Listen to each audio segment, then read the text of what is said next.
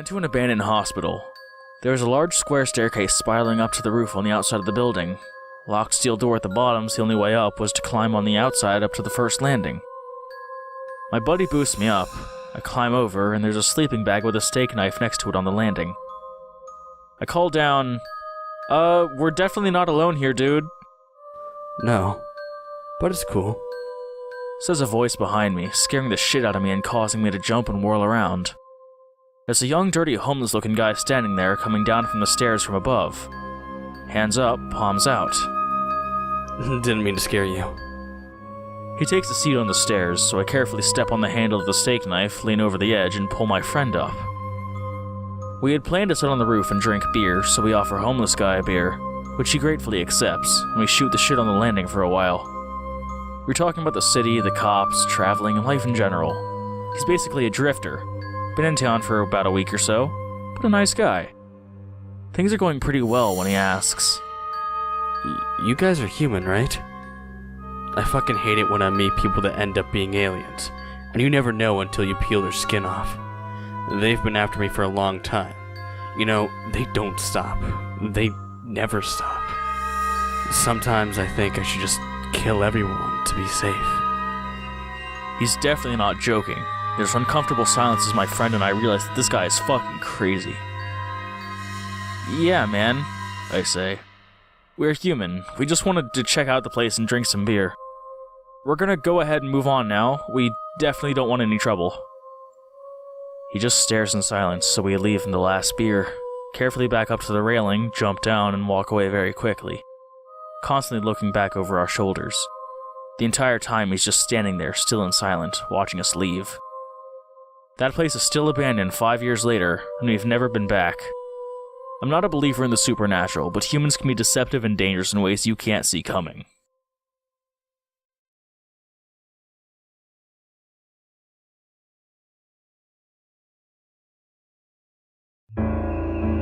There was an abandoned hotel I was checking out.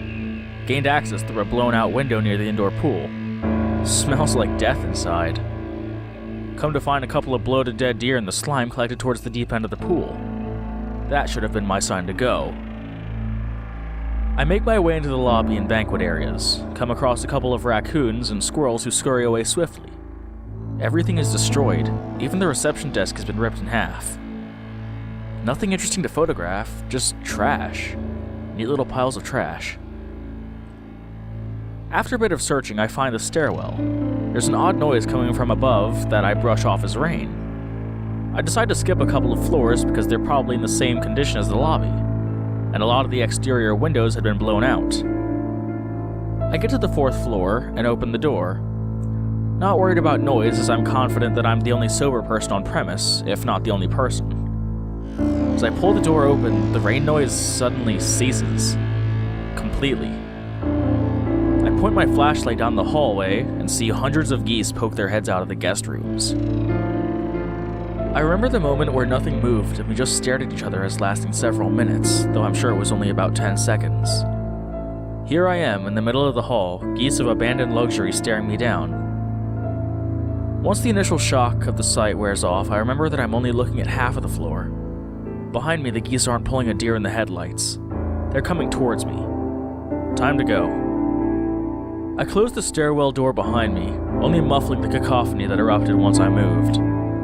As I hustled down the stairs, I realized that the signs were there. Goose shit everywhere. I hit the lobby and turned towards the pool where a group of geese had been collected as if they were trying to trap me. Luckily, they're just dumb birds. I got out to find the exterior of the hotel was swarming with the fuckers. There was one lone sentinel standing on the roof, honking out a shrill command that the perimeter had been breached. I should have stayed to get more pictures, but I was done. Covered in filth from a slip down the stairs, and I didn't feel like collecting fresh shit from the dive bomber circling overhead. I did get this, though.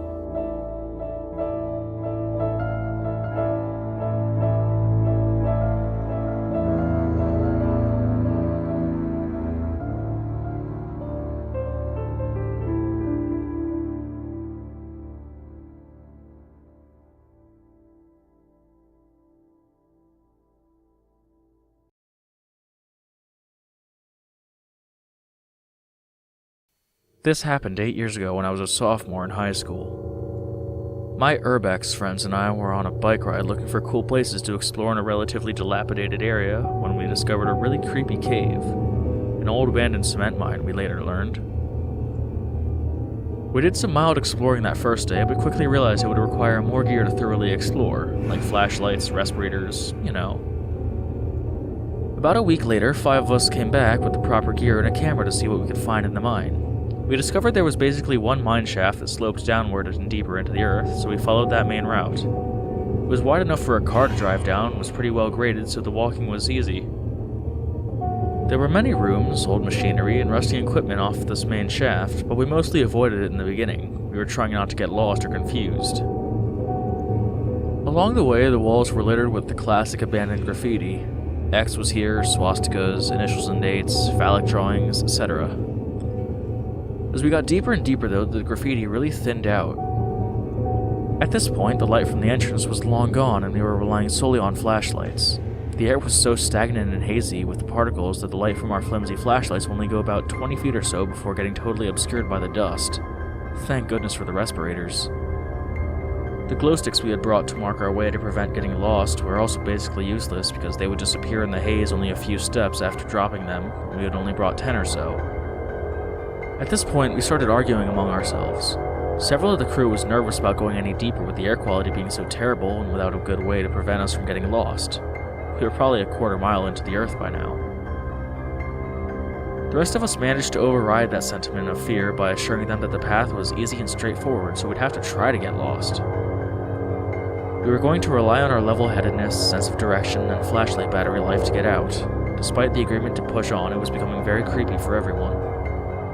We walked for a while in silence, hearing nothing but our own movements and the steady drip of water coming from somewhere deep in the cave. I think we were all pretty scared at this point, but no longer willing to admit it to each other. Then we stumbled across something that made us all stop cold. Dug into the side of the deep stone shaft we were slowly descending was a tunnel, an offshoot. It was narrow, and you'd have to crouch to go through it, and it was also a good few feet off the ground, so it required a scramble to reach it. But that wasn't what made us stop. It was the graffiti. We hadn't seen any for 10 minutes or so and had assumed that the artists never came this deep. But someone else clearly had, and the message they left was ominous. The tunnel was lined with words written in white, all of them somehow relating to death and destruction. Scrawled throughout the tunnel were words like suffering, pain, plague, disease, and hell. It was pretty terrifying. Who else would come this far just to write such a terrible message in a mysterious tunnel that broke from the main path? But there was no turning back now. We had to see what the tunnel led to. Despite our fear, we were overpowered by intense curiosity. So one by one, we crawled through the tunnel to the other side. What we found was a strange flooded chamber. Around the pool of water were many large stones, each covered with dozens of burned out tea candles. There must have been hundreds of used tea candles in the place. The walls had a few creepy monster faces poorly graffitied on them, and the tunnel entrance back to the main shaft was ringed with a spray-painted blood-stained mouth. What was this place? Some weird ritual site for local Satan worshippers? An elaborate hoax set up by a bunch of kids? We couldn't find much evidence to figure it all out, and we were running out of adrenaline to keep exploring. We all crawled out of that weird hellhole and back to the main shaft, where we promptly headed towards the exit. When we finally saw that pinprick of natural life coming from the real world outside, we were flooded with relief. We never did figure out what that mysterious cavern was for, and I think I'm content to leave it a mystery. No, we didn't hear any monsters in the depths of the tunnel, or find any bloody Satan praisers themselves, but just finding that room buried deep in an old forgotten mine was enough to creep all of us out for a long time. Here's some photo evidence of the adventure. This is the entrance to the mine. It was pretty overgrown and eerie looking on its own. Here's some old defunct equipment early on in the mine. No idea what this machine was used for, but we liked the look and the ominous graffiti. What are racists doing in an old mine? There were a lot of big cinder block structures like this one built into the cave itself. Many of them were filled with mildewy papers, old office equipment, and phones, or even beds. Can't imagine living in a place like this, even when it had electricity. We found one of the mysterious dripping sources, a large underwater lake, presumably intentionally put there when they flooded the place after it closed. to prevent people like us from exploring. Break out the scuba gear. A few of the young adventurers themselves. The entrance to the mysterious lair. A tunnel filled with ominous messages of death and disease. This is the flooded cavern that the tunnel leads to. You can see the tunnel itself in the back, ringed by a graffitied mouth stained with blood. The shiny specks in the photo are the metal tea candle holders. The exit at last. We didn't die.